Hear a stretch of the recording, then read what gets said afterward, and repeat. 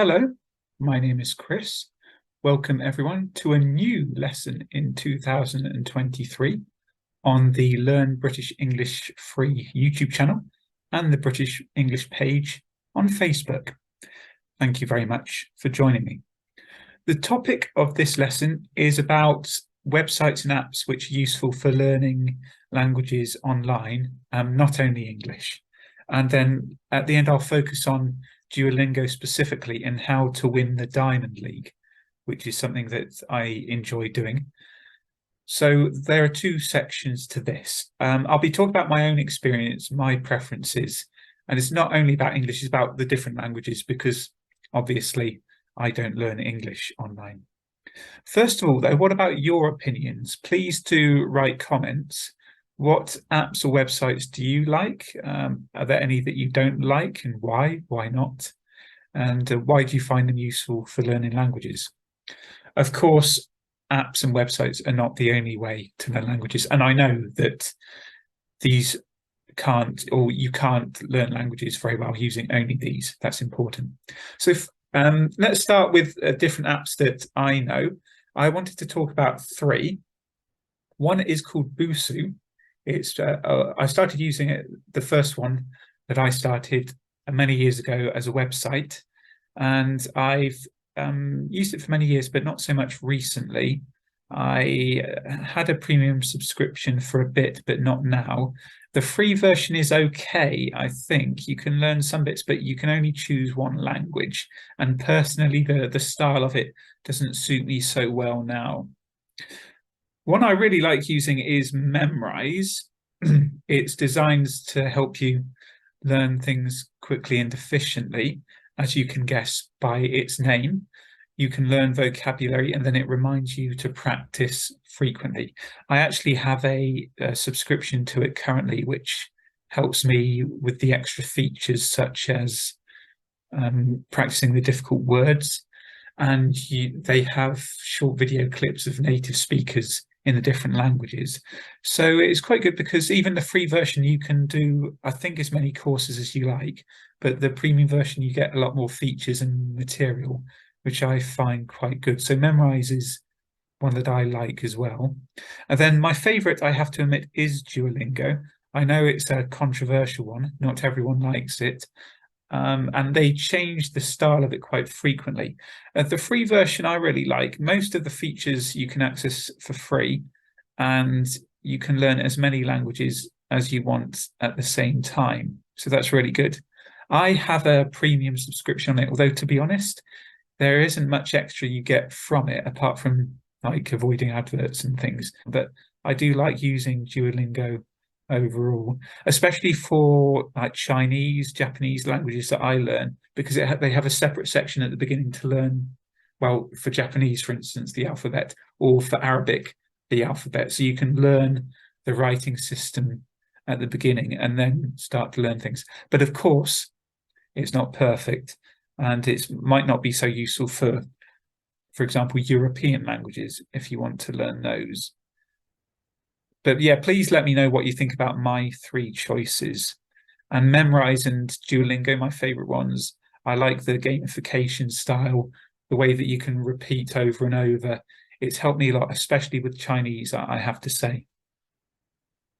That concludes my part about the three different apps or websites I wanted to talk about.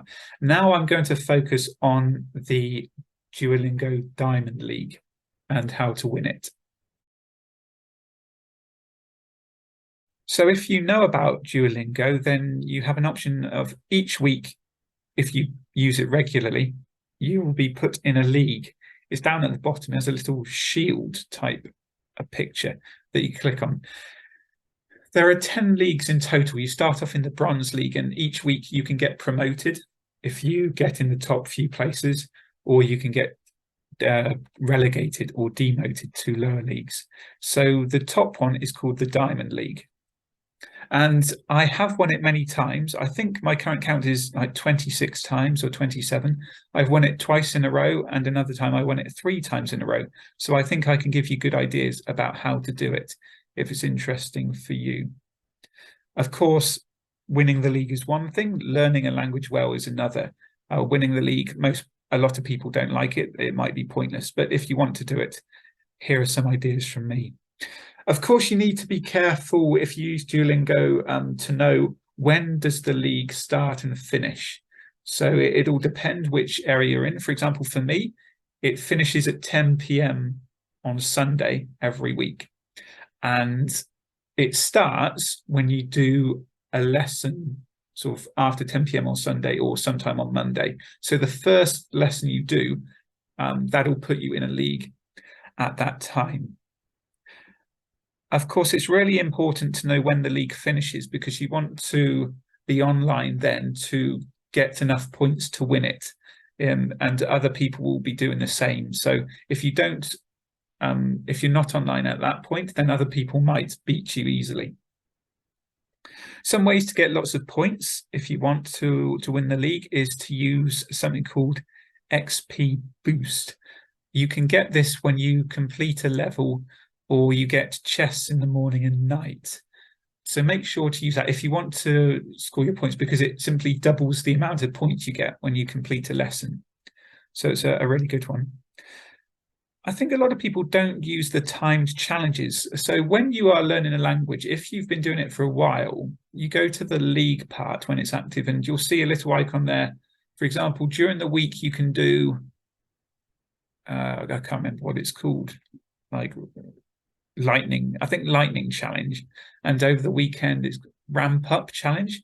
But if you use an XP boost, then you can get lots and lots of points from these.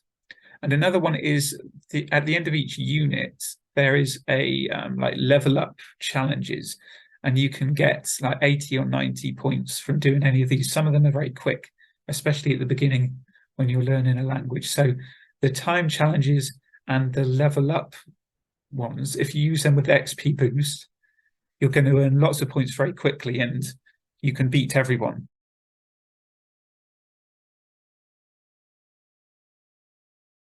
Sometimes you'll be in a league with lots of people scoring many points who are impossible to beat, and sometimes it can be easier. People think that if you use the time to join the league as late as possible, then you will be against the easier people because they probably don't use Duolingo as much. But I've found recently, and I'm quite sure that you get put in the league now with people who scored the same points as you last week. Check it out. I'm sure it's true. So the time you join doesn't really matter anymore. But if you want to be clever and you really want to win the league, the Diamond League, you can try to score fewer points one week, and the next week, the league will be easier. Sometimes I've done this and it works very well because you'll be in a league with people who don't score as many points. When you have the league full and all the people are there, you can tap on their profiles and you can see how many points they've scored in the last week, which days they've scored lots of points on. So this is a really good way, especially near the end, to work out if the people are going to score a lot of points and if they want to beat you. Again, you want to be careful to be online at the end. So you want to save some time for the time that the league finishes for you on Sunday. Try to book it out if you like, if you want to win the Diamond League.